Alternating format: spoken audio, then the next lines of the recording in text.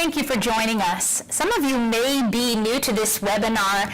I'm going to take just a few minutes to talk about some of the resources that we have shared in the past couple months through our front office platform.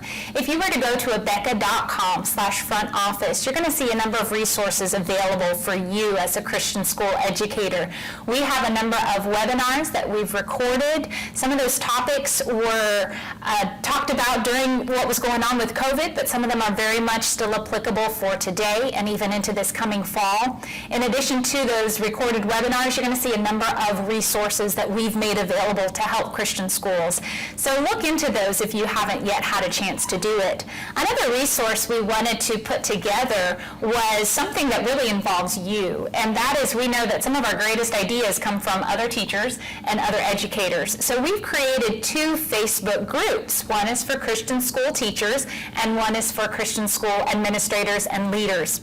And if you have registered for this webinar, you will automatically receive an invitation into that group. And that is just for you to connect, for you to fellowship with other like-minded Christian educators. So look into that if you haven't had an opportunity to do so yet. There's one more resource I want to talk about. It's actually forthcoming. It's not here yet, and that is Summer Seminar. Some of you may be familiar that Abeka hosts a yearly summer seminar here in Pensacola, Florida. But because of what is going on in our country, having it in person was just not able to work. So we have transformed it into a virtual summer seminar.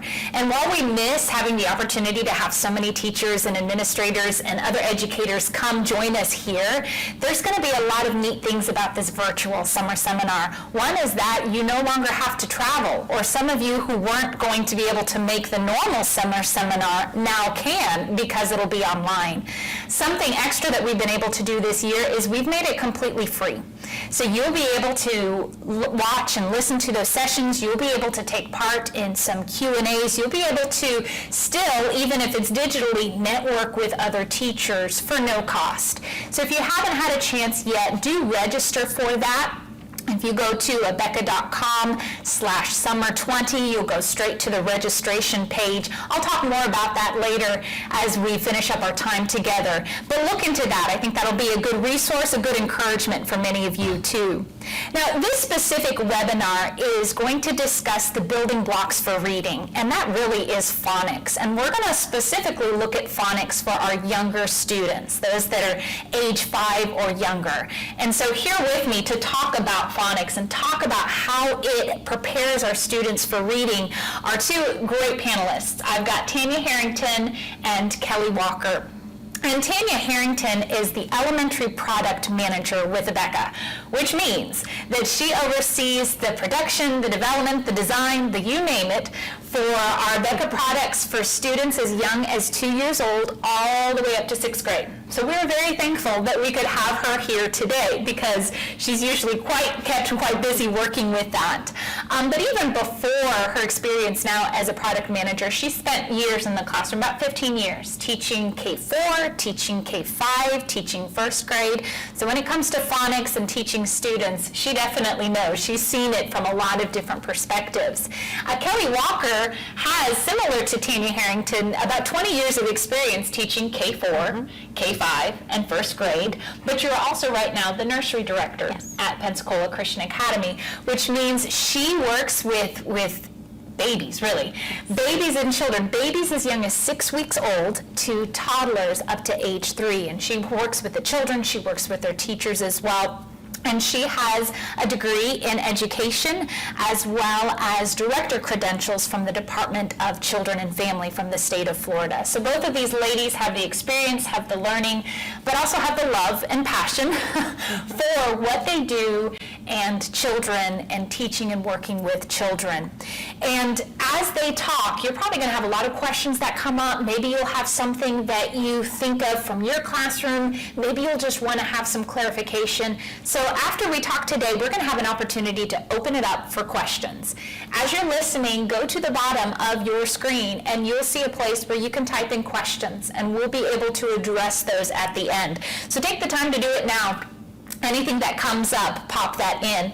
Before I start looking into some of the specific things, let me just mention phonics. Probably a lot of you are very familiar with phonics. Some of you may be new to it. But even as we focus on phonics, and even as we consider how fun it is to teach and learn, and I use fun sincerely, it is fun, we don't want to look at phonics in isolation. Phonics is merely the gateway, it's the opening to reading. And so phonics helps our students become smooth readers, confident and comprehending readers. And the successful readers are going to be able to achieve that success through phonics. Abeka uses an intensive phonics method, and that gives students the tools, the necessary tools to decode and analyze words. And you would contrast intensive phonics with the whole word or sight reading. In whole word or sight reading, students look at a word's shape, they look at its outline, so they look at it as a whole, and they memorize what that shape and outline looks like. And so their reading fluency is connected to how much they've been able to memorize with the shapes and outlines of words. And if they come across a word that they've not seen before, they're not able to decode or analyze it because they haven't memorized its shape. So phonics helps students decode, helps them look at individual letters and those letters grouping together, which makes them be able to read much more quickly, much more accurately, and it's that reading fluency then that plays that pivotal role in reading comprehension and in reaping all the benefits that reading brings. Now, when I use the term intensive phonics, that sounds intense. But Abeka has divided its phonics into just 6 basic steps. And so Tanya, if you wouldn't mind just giving us a quick overview of what are the 6 basic steps of phonics, and our teachers can see where a student starts and where a student can end. Great. The first step in the 6 easy steps to reading for Abeka is, number 1, to learn to recognize the short vowels and their sounds. So you're going to emphasize the vowels A, E, I, O, and U, and work with their short sounds. And then from there, you're going to move on into the consonants and do the same thing. You're going to learn to recognize the consonants and their sounds. You can see that we use a picture with it. That's a hook for those students. They are familiar objects that the students are familiar with, so that they can then relate that letter to the sound they hear at the beginning of that word. And so you're going to really work with your vowels and your consonants. And then you're going to move on into step 3, and you're going to take the vowel and the consonant and the vowel and put them together. And that is learning to blend, taking the vowel, the consonant sound and the vowel sound and sounding them together. Ma, putting them together that way. From there, you have the building block of a word. So then you're ready to move on into step 4, which is learning to sound one vowel words. Ma. Now add the final sound, t, mat, mat. And you're ready to read one vowel words. With that, you're going to help them identify how many vowels are in this word to reemphasize that short vowel sound, so that you're ready to move on into step 5, which is learning the sounds of the long vowels. And then from there, you're learning 2 vowel words, to read 2 vowel words. So they learn the 2 vowel rule. When there are 2 vowels in a word, the first one says its long sound, and the second one is silent. Then, after they've identified it, that there are 2 vowels in the word and marked it, they're ready to sound it out. N, a, name, name. So then they're ready to move on into putting those words together and reading sentences. And there's 6 steps then. I know we're going to mention it now, even though we really only dabble in it in K5 and don't even get to it, of course, in the 2s, 3s, and K4. How does the 6th step work? The 6th step is learning and applying special sounds. These are 132 common letter combinations in the English language, and some of them can be sounded out. But if we help them identify those sounds and learn that sound quickly, then they're able to read more fluently. And I think the big emphasis on a child being able to read quickly and a child being able to read fluently isn't just to push students into reading, but is to realize that once they have an ease in reading, then they can focus onto the reading comprehension. Yes. And so over and over, as we talk about different things or different strategies that we use to help a child learn to read smoother, faster, the goal isn't just smooth reading. The goal is he doesn't have to focus on the word anymore. He can focus on that meaning. Now, two things I want to bring out. One thing that I heard you say over and over again is vowels. And you were talking about the one vowel rule and the two vowel rule, and that helps students look at words and know how to pronounce them. And I think that's a big reason of why we use vowels as our first step in formal phonics teaching. Yes. Because vowels really, I guess, acts as the foundation for a word. And that would probably be contrasted with a program that might just teach all the letters in a row in their formal phonics teaching, instead of these are the vowels that are going to matter the most. And then the next thing, if you don't mind referring back to step 3, blends. When I look at other phonics programs, I feel like the way we approach blends is kind of different than they do. So can you explain why we emphasize blends at the beginning of the word instead of perhaps, as other programs do, at the end? We're going to work with blends at the beginning of the word because when we read from left to right. And so emphasizing that the logical order from the beginning of the word to the end of the word, that would be in contrast to maybe a more popular form of phonics, which includes after they've learned their letter sounds, then they focus on the end of the word or the word family. And with word families, they're emphasizing the end of the word, and then they go back to the beginning of the word.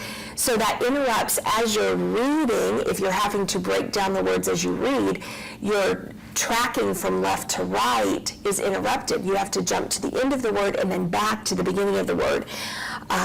So in my experience, I've seen that using word families kind of holds a student back. I've taught both word families and I've taught Abeka intensive phonics, and what I noticed as a teacher in kindergarten and first grade was comparing the two.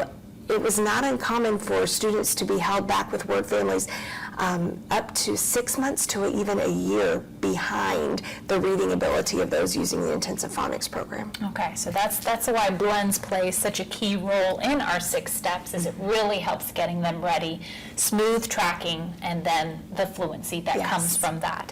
So those are the 6 steps, just a quick overview. We're now going to start looking at some of the individual levels. We're going to look at age 2, age 3, K4, K5. Now we do not start formal phonics teaching in 2s. No. Kelly will assure you of that. But with these 6 steps in mind, I want you to see a little bit of the why behind what you do as a teacher with your young students and how that prepares them for when they do start learning to read. So when we think of the 2-year-olds, we think of the emphasis on building their communication skills.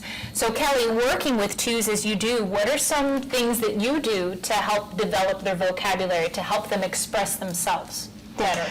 Definitely we use the language development curriculum that we have with Abeka, and this just opens up a new world to these children. You're linking things that they already know, like if you're talking about dogs and the type of dog that is an Eskimo dog, to something that they don't know.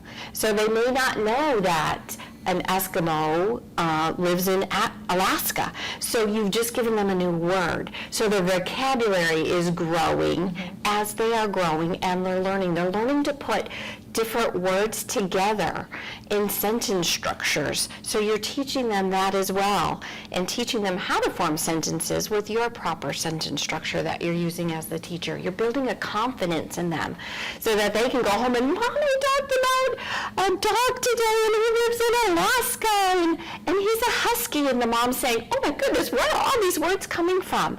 So phonics does begin as early as that 2-year-old because they're growing and they're learning and they're developing all those different things there. You want to bring simple things in. You can't give them too much information. You don't want to overload them, but you want to give them simple things that they can remember so that you can begin asking thinking questions. So they're already thinking, what is that kind of a dog again? And you can help them out. It's a, oh yeah, it's a husky. And oh, high five, you just got that answer right. So they're building a confidence in them too. at that early age, as well as growing all of those speech development things in that early age as well. And I know something that we emphasize with young children is getting as many of their senses involved as possible. Yes. So I see some bright images here, but this is visual, and you're going to be also talking verbal. What other ways do you do as you're teaching them these things to bring in those multisensory opportunities? Yeah, one of my favorite is when I walk in one of our teachers' classrooms, they're talking about a house. Well, they know what their house looks like, but she brings in the dollhouse and she has the people, and we're going to go up the stairs, and they'll say, oh, I have that at my house too. So all these words come out, and words sometimes I didn't know they could say that, so it's all of those things, and they're linking again that known things that they do to the unknown things, and it's just helping them visualize. Sometimes we do a community helper day, so they're dressing, and I bought this from my house and I'm going to be a fireman, and you can talk with them in that way. So all these fun new things for them that's developing and getting them ready for that reading. And I like what you say, getting them ready for reading, because they can use phonics perhaps in a couple of years to read the word husky. But if they don't know what husky is, they can read the word, but there's no comprehension there.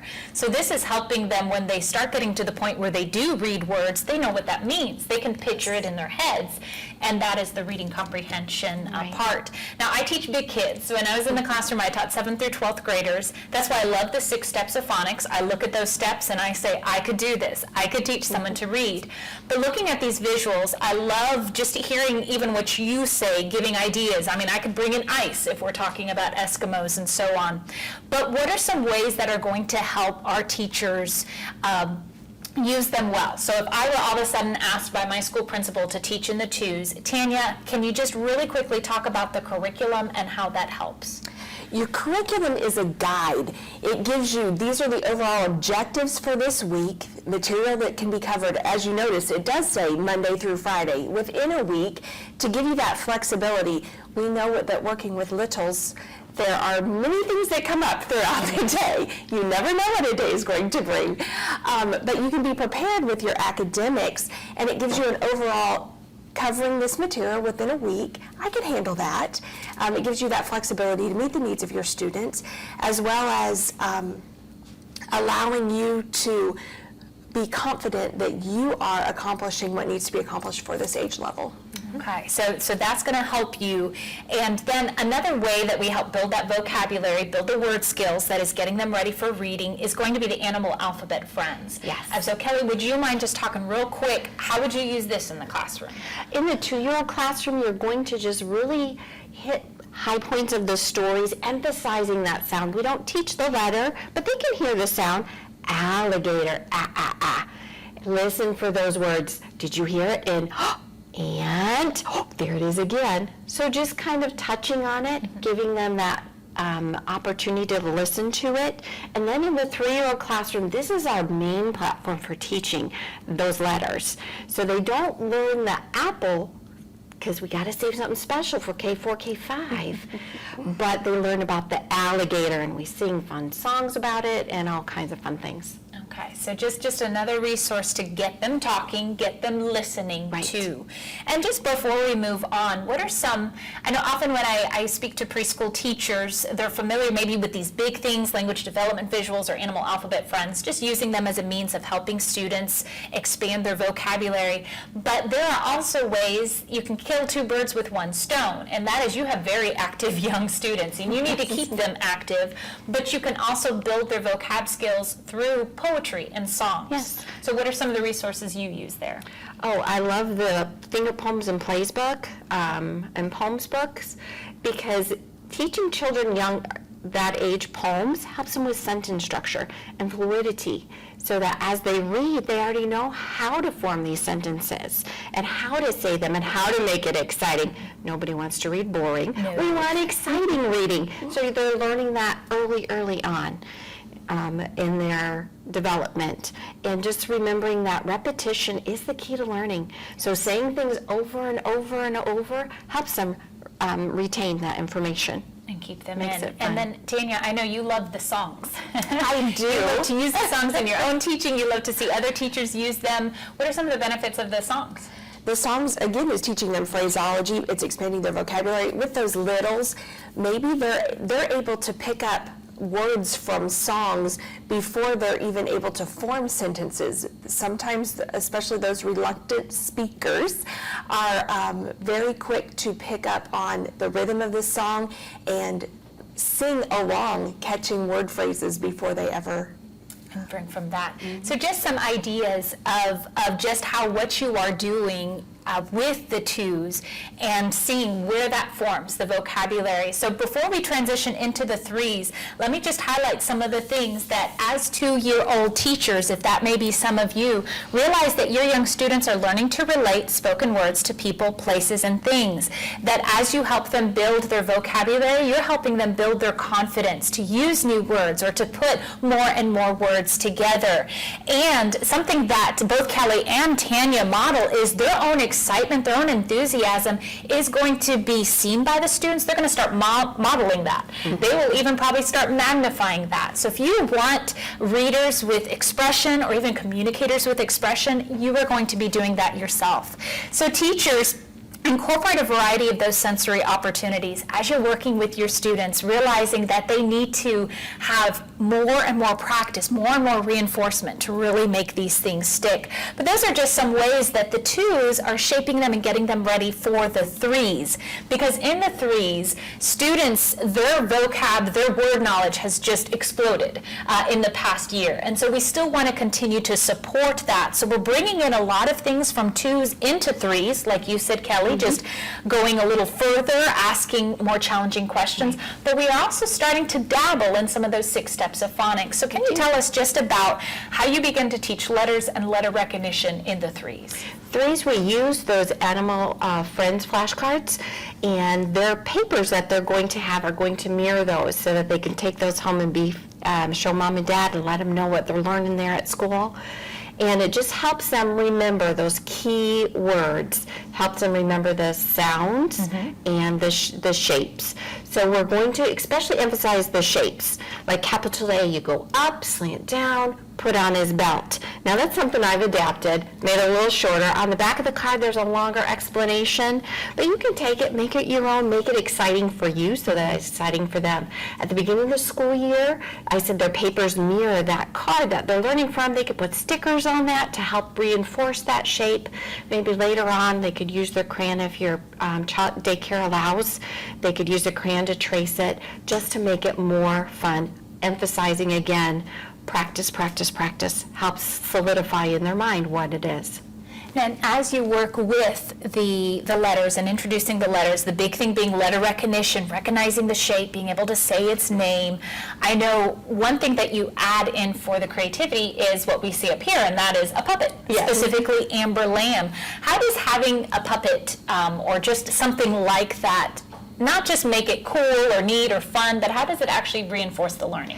They know to expect her. She becomes their friend. And you'll see some of them, or hear some, Amber Lamb's here today. We get to learn a new letter. And they're just so excited. And you can hide your letters in their pocket. You can hide it up inside of her puppet. And she's just there. You can dress her in fun ways. You can see here, I made all these little outfits so that it just reinforces the sound especially. So we have inchworm, and we can trace the capital I and the little I. And one of our teachers says the little I, that's inchy inchworm, and the dot at the top is her lunch. Oh, how funny. And she gets to go up and eat that lunch, and so it's just fun. And the different ones, I like to do themes because it helps keep me on track and excited. So we've got the diver, or the octopus, or the raincoat, just to help make it more fun and reinforce what they're already learning. And tying all this in together, Tanya, if you wouldn't mind again just referencing how does the curriculum help bring it in if I were to be a new to the twos, but then if you also wouldn't mind something that Kelly said, she said it helps them know what to expect. How does having a similar structure or routine and pattern help our students? So I know I'm giving you 2 things here, curriculum and then just touching on procedures. So let's just start with curriculum. How could that help me if I were to teach twos? Okay, no matter if it's your first year teaching or your 30th year teaching the same grade level or age level, the curriculum gives you the guide of what to teach. Then you can decide how to teach it. But that helping that first year teacher be successful is so important. So in the curriculum, there's somewhat of a script for the important parts. Now, it doesn't have to be memorized. It doesn't have to be, if you hold it up and you read it, you're going to lose your class completely. But helping to understand Alligator has a special letter on his card. This letter's name is capital A. Just showing you what's important to emphasize. And the A says that's what curriculum does. It helps you know what to emphasize, what's important in that lesson, and then you can take it and make it your own. And that curriculum is also, there's kind of a script, like you said, but there's also kind of chants and phraseology that the teacher would then use with every letter. Yes. How does that help? The students know what to expect. They know we're going to say it this way. That gives them the freedom to concentrate on the recognition and the sound. That repetition, while we as adults sometimes get tired of it, it's so important for littles. We know that they thrive in routine. When they know what to expect, then they can stay calm and take in the new. And I can see that the critical thinking then would apply there, because if there's a structure, if they know what to expect with amber lamb, if there's a structure with every letter, A says C says k, they can focus, not that it's a new structure, they can focus on the new letter. Yes. So that helps them get past anything that might clutter their mind or distract their mind and get straight to what it is that we are wanting them to learn. Absolutely. So realize, and I think Kelly, you showed that you can use amber lamb all the time, but there's a lot of creativity you can use within that habit. There's a lot of variety you can use within a procedure, and that keeps it exciting, but that also reinforces students' ability to focus on what it is that they're learning. So here we see, as we transition into K4, K5, in the 3s, our young students are they're reinforcing their ability to recognize letters, their ability to know what they sound. They're also going to be trying out more complex sentence structures because their vocab continues to build. And the routines that the teacher has put into place when teaching letter formation, when reading to them, when interacting with them and encouraging them to speak is going to help them. And I think the biggest thing that you see here, 3-year-old teachers, is the habits that you are helping them with, they will use the rest of their life. If they're hearing and listening, they learn to be attentive. If they are expressing and saying things, they're learning to communicate. And certainly, as they get comfortable with books, I have young nieces and nephews, and they open up books and they look at them and they can't read yet, but that's going to turn into reading because they've already associated books with reading and with ways of communicating and ways of enjoying things. So those are a lot of things that 2s and 3-year-old teachers, you get to experience. But moving into K4, K5, now we get into our formal teaching of phonics. So if you ladies don't mind, if we can go real quick through those 6 steps of phonics, but see how they come up in K4, K5, and also what is the pattern? How is K4 slightly different than K5 despite the similar structure? Well, with K4, you're going to concentrate on basically the first 4 steps of the reading program, and then you're going to touch on the 5th step. And in K5, you're going to concentrate on steps 1 through 5 and touch on 6. Okay. So with that being said, K4 is going to go at a pace of about 3 days per letter as you introduce your letters, starting with the vowels and then moving into the consonants. As soon as they are able to do that, or as soon as they are confident with their letter sounds, then they're ready to move on into blending. And then on into reading 1-vowel words. Now in K5, you're going to speed it up just a little bit, and the curriculum walks you all the way through that. The curriculum becomes very predictable. You're going to have 2 days per letter, and on the first day, you're going to concentrate on recognition of the letter and the sound. And then on the second day, you're going to work into blending, and then on into reading 1-vowel words on that second day as well as you move through the school year. So establishing that routine, it makes it easy for you. It's predictable. You know what to teach, and then you can work on engaging your students. So I see you saying that predictable isn't just good for the students, like we just talked about, having a pattern that they can build on, but it makes it easier for the teacher. It does. And when life is a little easier for you, then you can invest more into that creativity, Yes. more in that involvement. Now we're going to keep continuing to go through these rather quickly, just touching on these things. So if anything brings up a question, feel free to submit that, and these ladies will be glad to answer. So steps 1 and 2 then, that even if they're going slower in K4, they're still going to encounter that, and they'll just go faster in K5. What is the big thing to reinforce with teaching the vowels and the consonants in K4, K5? That would be your true sound. Okay. Being careful that you're saying the sounds properly. So with those vowels, especially establishing that, helping them to say that sound, they're going to need to watch your mouth very carefully and establish those good habits at the beginning of those letter sounds. So some ideas would be for the letter A, to have them pretend like they're taking a bite of an apple. Ah, ah, ah. To get that true sound, opening their mouth wide to take that bite. With E and I, those can be very tricky, especially here in the South. So teaching them with the letter E that they're going to have their tongue out on their lip a little bit. Eh, eh, eh. And then with I, scrunching their nose. It's your dot. Oh, yes, good. That's a fun way. This could be their dot. Eh, eh, eh. And that helps them hold their jaw. If they're scrunching their nose, they're going to hold their jaw in the position to say a true I sound. With O, they're going to make an O with their lips. Ah, ah, ah. And with U, people do it different ways. I always had them put their hand on their tummy and say,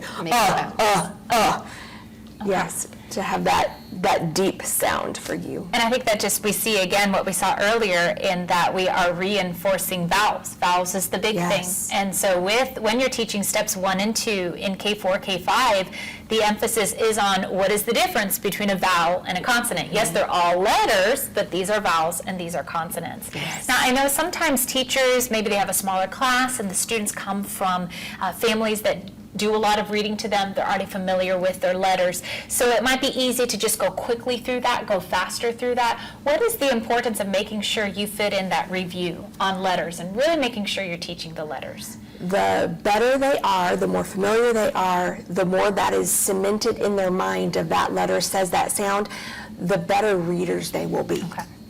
So just not skipping ahead. And I know Right. also we have students, English is their second language. Yes. We have some students who are struggling a little bit with their speech, so they're needing to work extra hard, and that would reinforce that. Yes, phonics is very good with with learning the English language for speaking, for reading.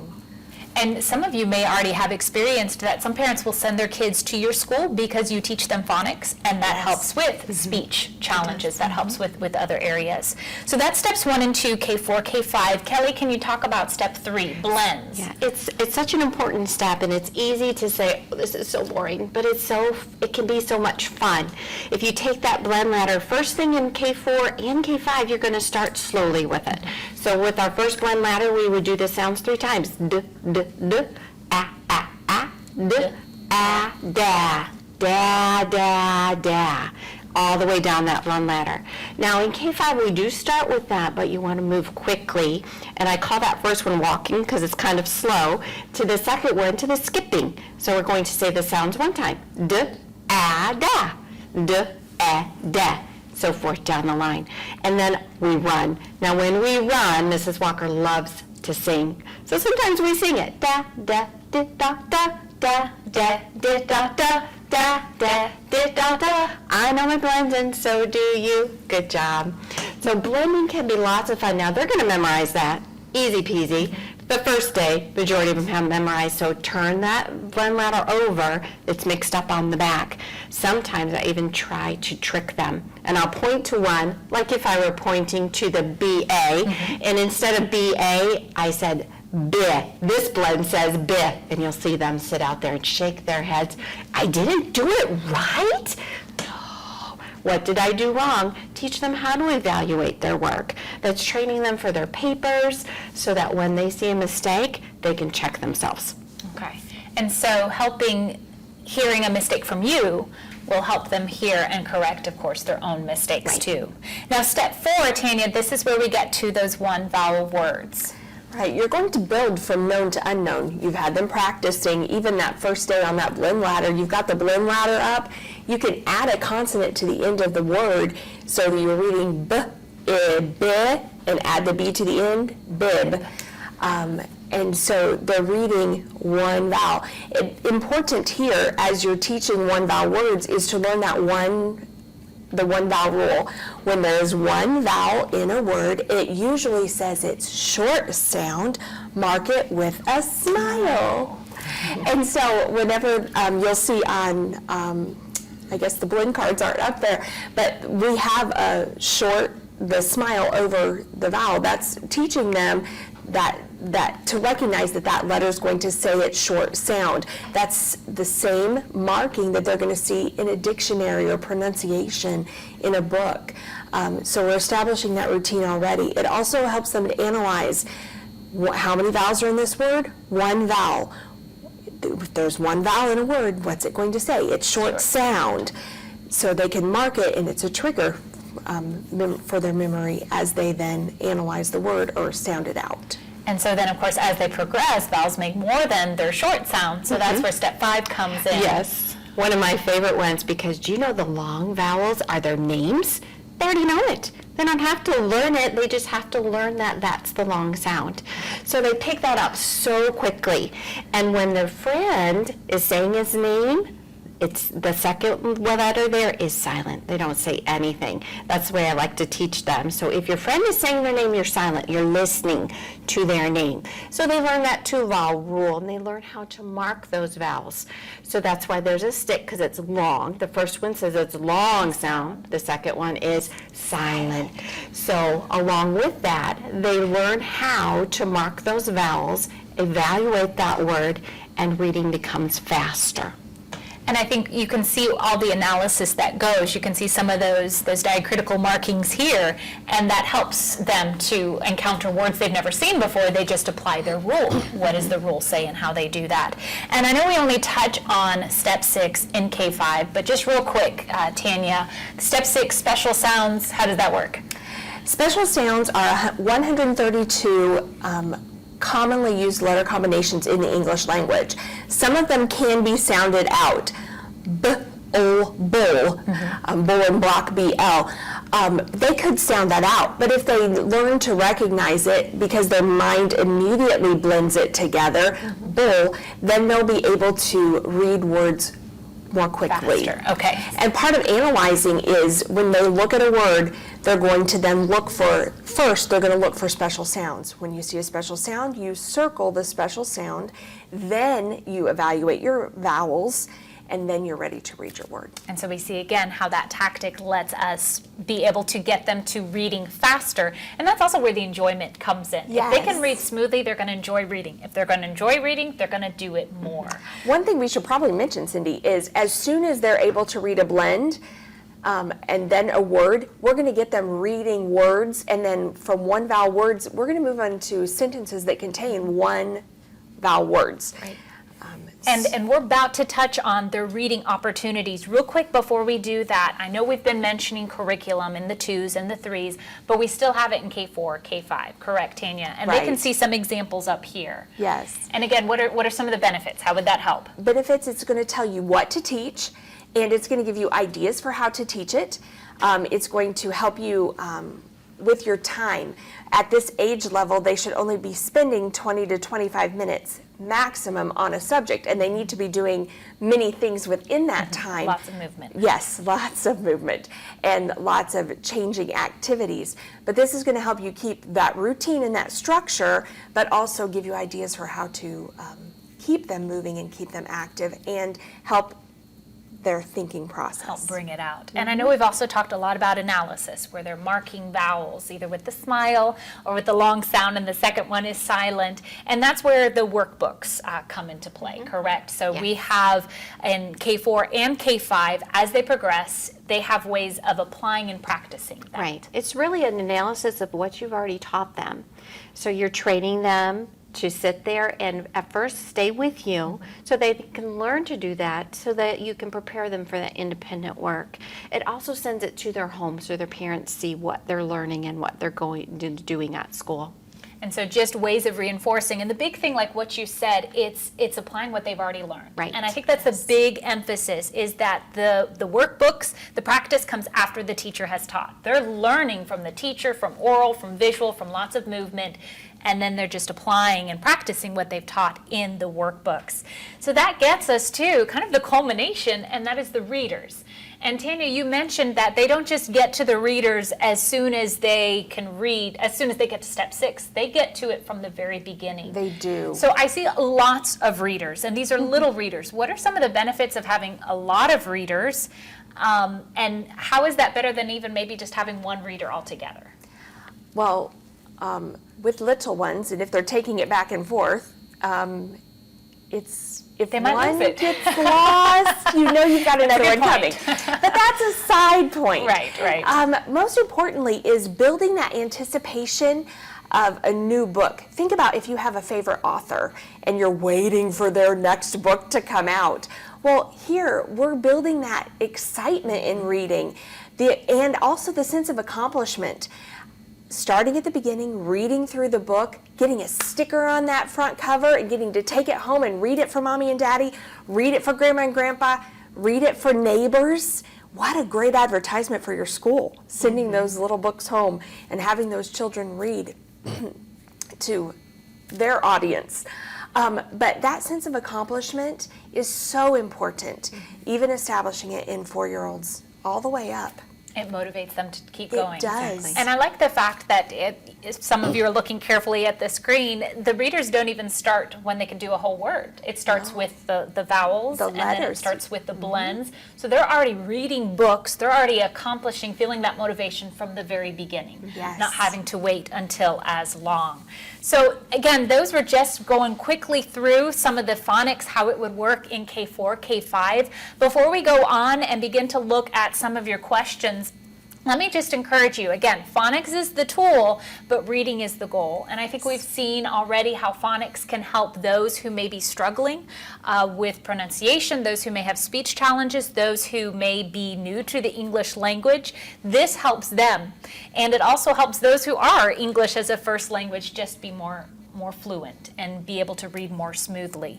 So before we get to the Q&A, let me just mention some of you may be continuing to look at curriculum options and resources for your schools. If you're not yet familiar with some of our promotions with our Switch to Equip, look into that. There are some ways that you can help get all those helpful teacher resources.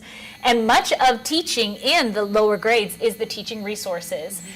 Get them for a significant discount. So look into that. Let me also remind you about the virtual summer seminar, August 5th through 7th. If you haven't registered for that, you're going to go to abeka.com/summer20.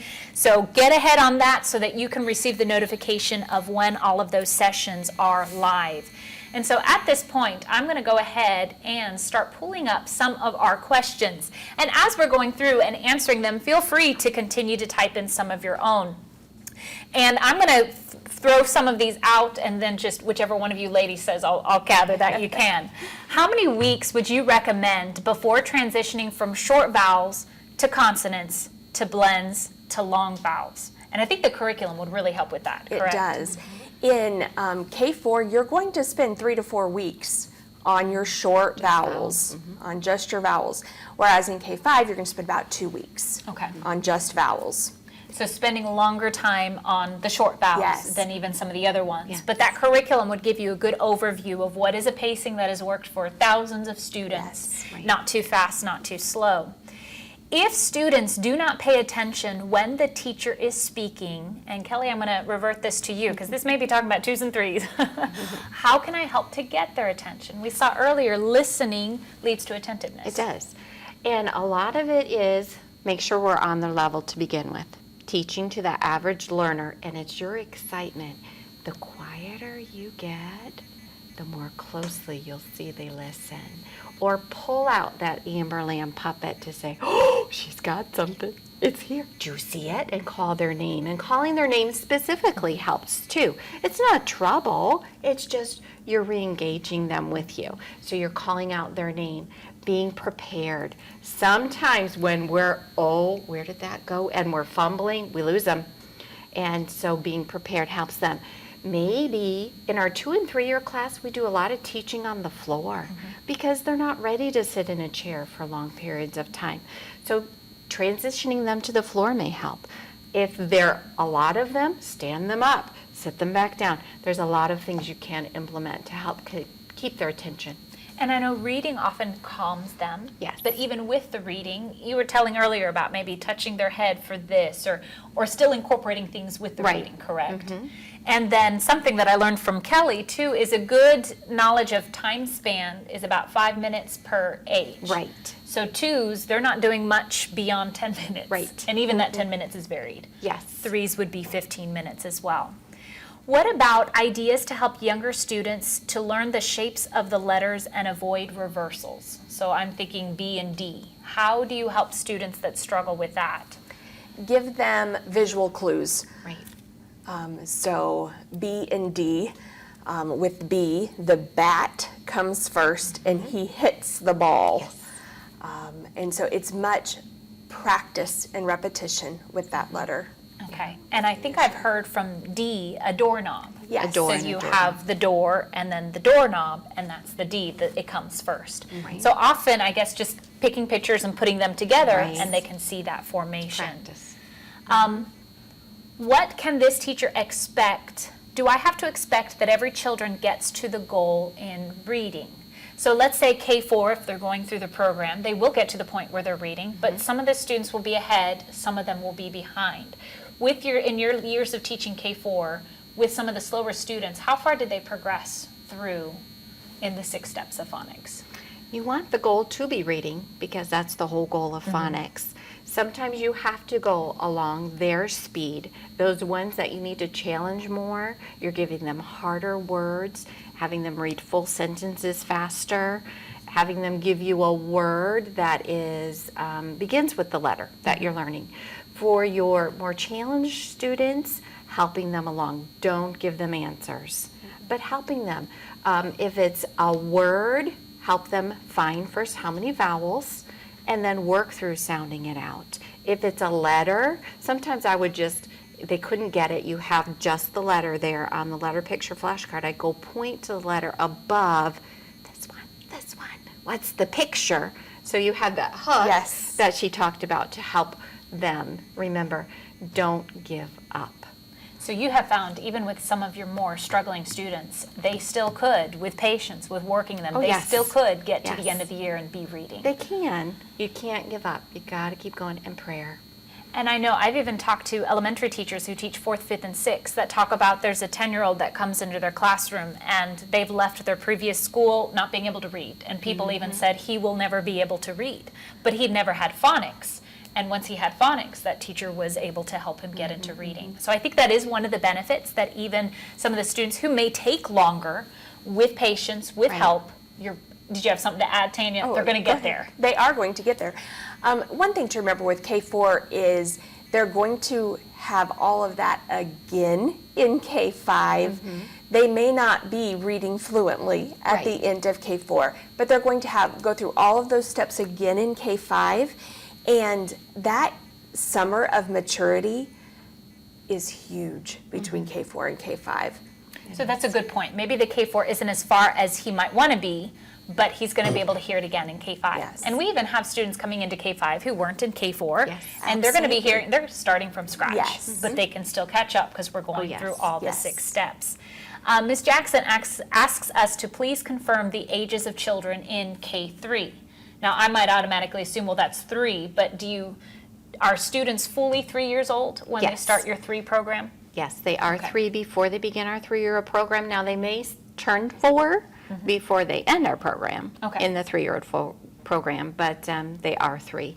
So you don't necessarily have a September through May program that, wherever they are in September, they would enter the K-3? It's just once they become 3 years old, then they go in, even in December?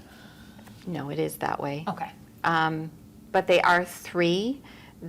All of them are 3, but it is the September. Okay, so still Through. going through, but they Right. have to be 3 before they enter in. Right. So I think the main thing is just that they are 3. So sorry if what I had said added That's some okay. confusion to that.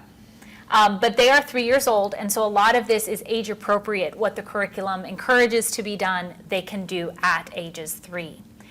In this time of the pandemic crisis, what would be some recommendations if you're having to do this via Zoom? So let's talk 2s and 3s via Zoom, and then K4, K5 via Zoom. And it may even be 2s and 3s may not be able. You would not suggest doing that via Zoom. But what are you ladies' thoughts? I would say with 2s and 3s, it would just be a lot of the teacher animation and breaking it up into tiny little things, if you were trying to do it that way. Not expecting too much, but enough. Okay, so maybe just that letter recognition. They're In the hearing 3s, sound. yes. Okay. And maybe in the 2s, it's just reading them a story, if you are expected to do that. And probably their parents would be right there with them, correct? They wouldn't. That would be they my wouldn't- thought process. They wouldn't be left alone in front of the computer. So maybe that would be the encouragement. What about K4, K5? You could do a little more with them, but I know you're still can. limited. And they did. They did, yes, in May, or March through May. Yes. Okay. They really did. So reinforcing, really, I would think that you could potentially teach your lesson via Zoom. But then you're not going to hear a lot back, or it's going to be hard to tell who is responding. So I think there would be a need for some one-on-one with that as well. Right. So maybe some general lessons and then some Yes. one-on-one to really assess where they are and give them that personal challenge. Yes. Thank you. How to use the handbook for reading with older students, such as 2nd and 3rd graders, because perhaps that might be boring for them, especially if they're not English speakers. But I know our teachers have used that all the way up to 6th grade and even adults. How do you use it then to keep some of maybe the older students engaged? I think with the older ones, it would be set those goals. Yes. Okay, let's see if you can read this page today. And, 2nd grade and 3rd grade still enjoy stickers and such like that. And just setting a goal for them to accomplish. And then that cheer when we've accomplished that. See, that's what we were establishing in the 2s, and with the readers. You can finish this. You can do it. And making it fun. So giving them a specific goal and then Yes. having that reward. Right. With 4th, 5th, and 6th graders, I guess you could do the same. It may not be stickers depending on it, although even my high school students love stickers. But maybe just the idea of then being able to go to some of their homework and see how they can be reading more fluently. Sure. But I think what you said, your own excitement, the teacher's excitement, the way you come with that book, with the student, maybe the amount of time that you spend on it at one time. I know often when students are working with their parents at home, young students, if they're going to be reading to them, 10 or 15 minutes, now go play. Right. And then come back 10 or 15 minutes, now go play. And so it could be even 2nd and 3rd graders. Maybe you have 2 sessions of working with them with the handbook for reading. And you're going to find some of those, some ideas that will help you in your classroom, maybe via Zoom. On the Abeka.com, we have a number of curriculum enrichment ideas. That includes a lot of songs. It includes some other visuals too that can help you in keeping the students motivated and not leaving anything boring. What suggestion do you have for students that struggle with blends and create a habit of sounding out individual letters? Because the goal of blends is they blend them. What if a student is still kind of sticking with his individual letter? How would you help him? Let's see. I got it. It's been a while. Go right ahead. You sing it. You sing it. So you can even sing both individual letter. Ba-a-ba. Because that's a natural flow. Okay, so singing. Singing is a great way. And then tell them to sound it in your mind. Move your lips, but sound it in your mind. Now say it. What was that? I saw it. Do it again. You did it! Yes! And encouraging them that way as well. Okay, so singing and the fact that if they're still doing the individual letters, doing it silently. Right. And then what they hear is Right. the And blend. they could even mouth those individual letters if they had to, but only saying out loud the last part. Okay, so those are yes, go ahead. I'm sorry, Cindy, something that struck me as we've been talking, even through these questions, and even talking about the 1st through 6th graders and using Handbook for Reading and all of that, is to stay positive and be encouraging. Don't get discouraged, and if you do get discouraged, don't let the student know that. Be the positive reinforcer for them, especially those older children, 4th through 6th grade, who may not be able to read. Being that encourager for them is really important. Huge. And I guess going back also to patience. And Yes. while I did well in school, my way of learning was still, I don't get it, I don't get it, I don't get it. Bing, I got it. My parents just about gave up trying to teach me to ride a bicycle because it just wasn't happening. So I know even from my personal as a student, sometimes it looks like it's just not clicking. It is not, oh, it works. So I guess patient, encouraging, and using some of those ideas Right. and just getting them to be able to work through that. How would you suggest helping older students who may not have had phonics when they were younger, students beyond K5 who may be struggling readers? So let's say 4th grade, 5th grade. I think that Handbook for Reading is very key.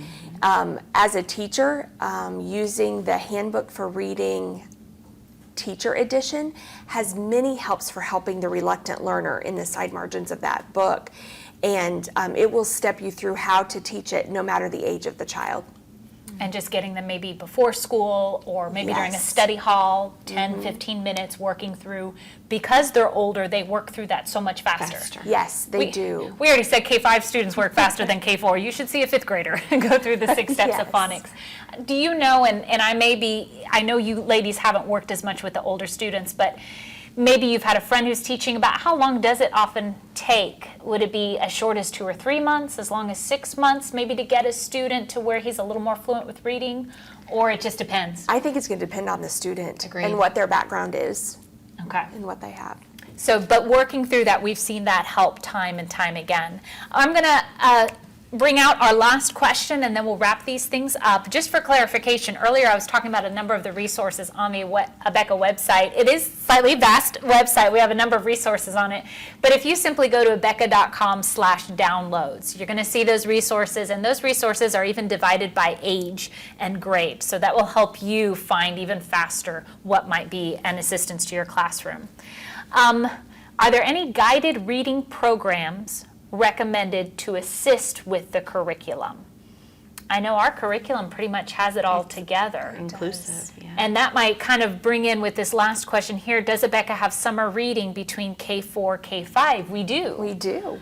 And some of the books that we pictured earlier, they might take home, but I know we even have a separate K5 reading program. We do. A reading fun. Enrichment library, yes. Okay. That's Reading for after fun. K5 Okay.